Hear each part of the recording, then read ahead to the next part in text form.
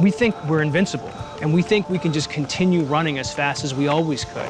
And I talked to a lot of people and they said, hey, Saad, it's just age, honestly, and you should deal with it. Something ominous is happening to men in America. Everyone who pays attention knows that. What's odd is how rarely you hear it publicly acknowledged. Well, next up, men and their health. According to a newly released survey by the Cleveland Clinic, talking about health is, well, not that popular of a subject. And see, that's the problem. As men, we just never read the signs. My name is Saad, and I'm building a company to help men extend our prime so we can optimize our health and longevity, and this is my story. So last year marked this really interesting year for me. I spent 6 years building a venture-backed company, and when I was done, I was 35. But I was beat up because I put in all of this work and effort, and I just felt old. I had 6 cavities. I had these 3 growths on my back that had to get removed. And I had this horrible pain in my stomach. My muscle composition changed, my mental acuity and stamina changed, my skin elasticity changed. It scared the hell out of me to think that I was at my prime and I might actually be already past it. Imagine, for instance, that you had a car and it ran just great, but you didn't really maintain it. You gave it gasoline, you changed the oil once in a while, but the paint would start to fade and the tires would start to wear and the brakes would start to wear. Maybe you'd change the tires and change the brakes, but if you didn't pay attention to the rest of it, sooner or later it would develop rust. And then finally, just before the thing stops running altogether, you say, I gotta do something about this. We have a long ways to go in terms of educating men not only about their health, but also prioritizing their health. So I ended up going to a doctor. My doctor said, I want you to go to this lab over here so you can get some blood work done.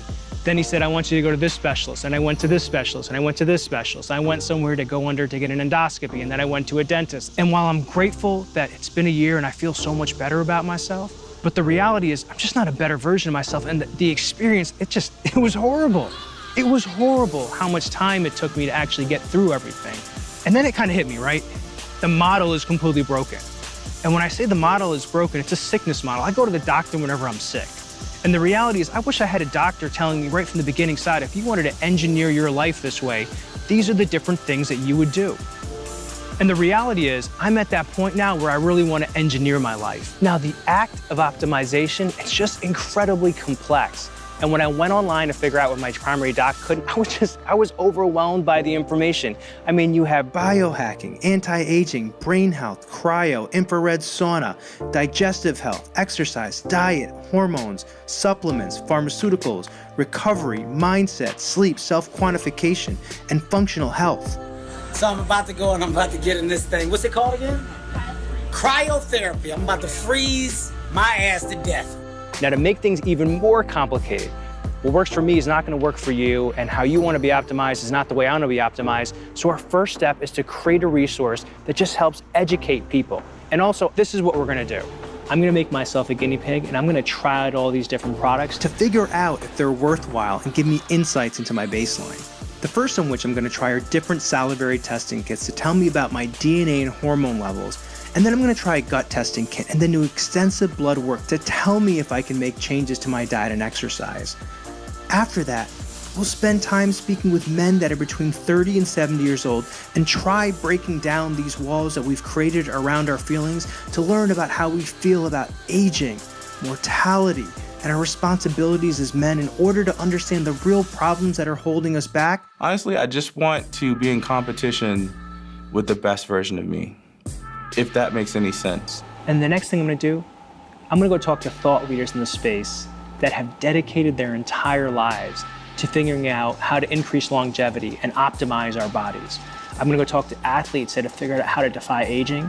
And then I'm going to go talk to CEOs of companies that are building groundbreaking technologies. And then finally, just before the thing stops running altogether, you say, I gotta do something about this. Well, you've missed your chance. You should have been doing it all along. And healthy longevity involves living a healthy lifestyle, staying abreast of the latest scientific developments, and basically making a commitment, not a very difficult commitment, but making a commitment to living a long time as healthy as you can. You should start young. I want you to tell your friends, I want you to tell your fathers, I want you to tell your sons, your uncles, whoever it is, that we're building a resource to help you understand how to approach aging with grace. We'll be releasing an episode every week detailing our journey to build this company. Tell them to go to keepmeprime.com, watch the video, have the conversation with others, and then subscribe to our mailing list.